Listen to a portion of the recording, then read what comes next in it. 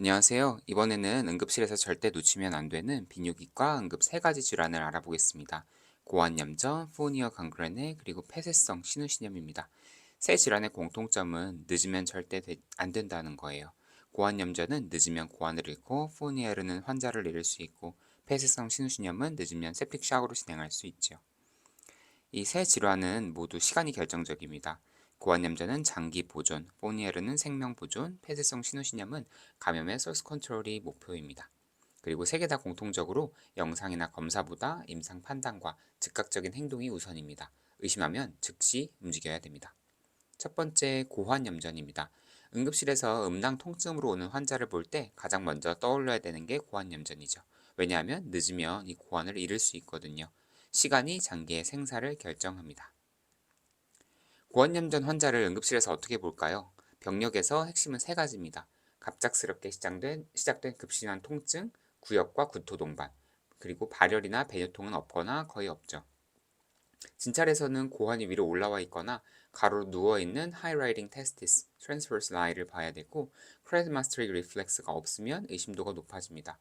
근데 이 크레마스트릭 리플렉스는 있다고 해서 완전히 테스큘라 토전을 배제할 수는 없고 100% 진단은 아닙니다. 참고 정도만 하는 겁니다. 이미지는 도플러 초음파가 도움은 되는데 EAU 2025 가이드라인을 보면은 임상적으로 강하게 의심되면 초음파 때문에 수술을 미루지는 말라고 되어 있습니다. 이게 가장 중요한 포인트입니다. 감별 진단들을 볼게요. 가장 중요하게 감별해야 되는 건 에피다이미티스고요. 이건 좀 더 서서히 발생하고 배뇨통이 있고 발열이 있는 경우가 많죠. 아펜딕스 테스티스토르전은 블루닷 사인이 보일 수 있고 비교적 전신 상태는 괜찮습니다. 하지만 애매하면은 수술적인 탐색을 해야 되고요. 치료 원칙은 비뇨기과 연락하고 MPO, IV, 진통제, 그리고 가능하면 빠른 도플러. 수기 디톨전은 바깥 방향으로 돌리면서 통증이 완화되는지 봐야 됩니다. 근데 이게 수술을 대체하는 건 아니고 디피니티브 트리트먼트는 수술이죠. 증상 시작 6시간 내에 수술하면 구제율이 90% 이상이지만 24시간을 넘어가면 구제율이 확 떨어진다고 되어 있어요. 두 번째는 포니어 강그레네입니다. 회음부나 음낭, 항문 주위의 괴사성 연부조직 감염입니다. 무서운 점이 뭐냐면 겉에서 보는 것보다 안쪽 파시아를 따라서 이미 훨씬 퍼져 있는 경우가 많죠. 피부는 그냥 조금 빨갛고 부은 것처럼 보이는데 환자는 너무 아파하고 안쪽에 영상 검사 해보면 완전히 괴사되어 있는 경우가 많죠. 빠르면 몇 시간 안에 광범위하게 퍼질 수 있어요. 위험 인자로는 당뇨가 가장 흔합니다. 응급실에서 당뇨 환자가 회음부 통증으로 오면 조금 더 자세하게 봐야 되겠죠. 위험 신호 중에 가장 핵심이 pain out of proportion이에요. 피부 소견은 괜찮아 보이는데 환자가 너무 아파하고 이러면은 포니에르를 의심해서 진료를 봐야 되겠고요. 크레피투스가 만져진다고 하면 이미 많이 정말 진행을 한 거고 없다고 해도 심하지 않은 건 아니에요. 전신 독선 소견, 빈맥, 저혈압, 의식저하 이런 게 있으면 그냥 셔까지 진행할 수 있겠죠. 진단 검사로는 septic 번들로 가요. CBC, 락테이트, CRP, 블러드 컬처 나가고 CT는 가스가 보이는지, 파시아 플레인을 따라서 얼마나 퍼져 있는지 확인하고요. 근데 CT가 바로 뭐 수술 인디케이션 자체는 아니고 임상적으로 명확하고 septic하면은 CT가 오래 걸리면 이제 요거를 차치하고 수술 들어가야겠지만 사실 현실상 CT를 찍지 않고 바로 수술 들어가기는 어렵겠죠.